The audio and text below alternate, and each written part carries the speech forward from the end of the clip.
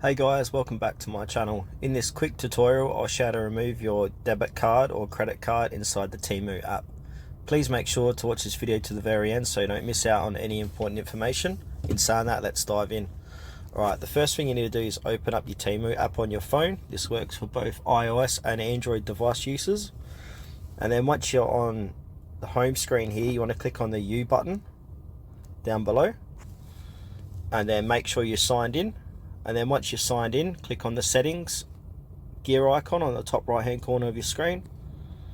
And then where it says your payment methods, click into that.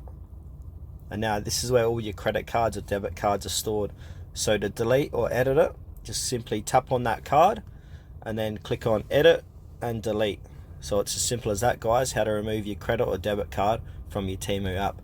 Thanks for watching this video to the very end. Please consider to like this tutorial and subscribe to our channel if you found it helpful. We really appreciate it.